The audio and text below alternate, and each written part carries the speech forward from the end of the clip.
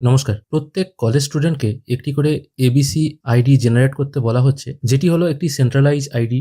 এই আইডির মাধ্যমে আপনাদের সমস্ত রেকর্ড একই জায়গায় স্টোর হবে। তো চলুন দেখে নিই এই এবিসি আইডি কি করে তৈরি করবেন। এবিসি আইডি তৈরি করার জন্য আপনাদের গুগলে সার্চ করতে হবে ডিজিলকার।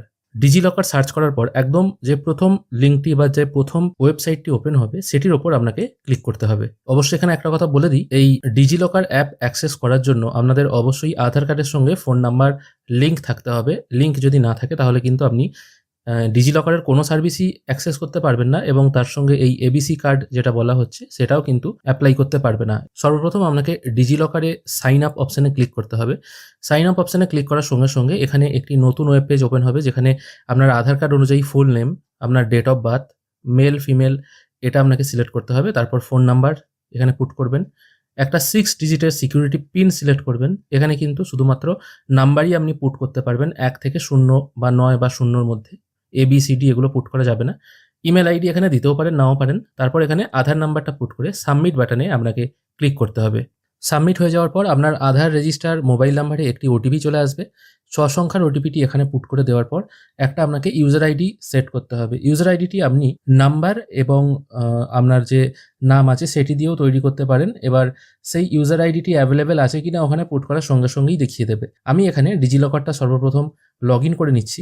এরপর এবিসি আইডি বানানোর জন্য আপনাকে সার্চ ডকুমেন্ট অপশানে ক্লিক করতে হবে। এখানে আপনি সার্চ অপশানে এসে সার্চ করবেন এবিসি। ঠিক আছে?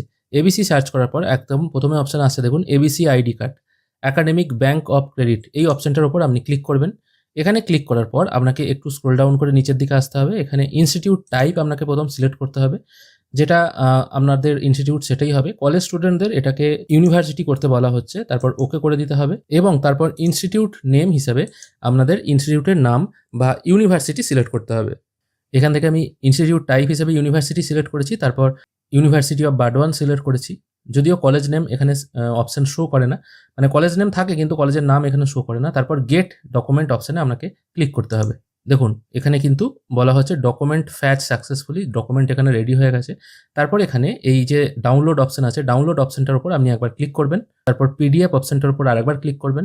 তাহলেই আপনি কিন্তু আপনার যে এবিসি আইডি আছে সেই আইডিটা দেখতে পাবেন। এই দেখুন এবিসি আইডি এখানে লেখা আছে, তার সঙ্গে আপনার নাম এবং এটা সাকসেসফুলি ডিজিটালি সাইন হয়ে আছে। এই কপিটা বার করে আপনাকে আপনাদের ইনস্টিটিউটে জমা দিতে হবে এবং এই কাজটি খুব তাড়াতাড়ি করতে বলা হচ্ছে। প্রত্যেকেই এই কাজটি করে নেবেন। এইভাবেই কিন্তু বার্ডওয়ান ইউনিভার্সিটির ক্যান্ডিডেটরা, জানি না অন্য কোনো কলেজে হচ্ছে কিনা, আশা করি প্রত্যেক কলেজেই হবে, সিস্টেম যেহেতু একই, তাদের কিন্তু এইভাবেই কাজটা করতে হবে। ভিডিও যদি বুঝতে পারেন তাহলে অবশ্যই কমেন্টে লিখে জানাবেন। কোনো অসুবিধা থেকে থাকলে সেটাও জানাবেন।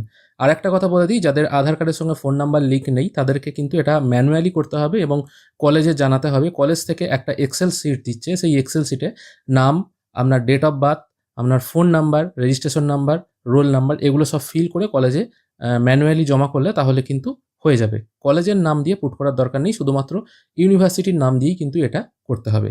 ধন্যবাদ।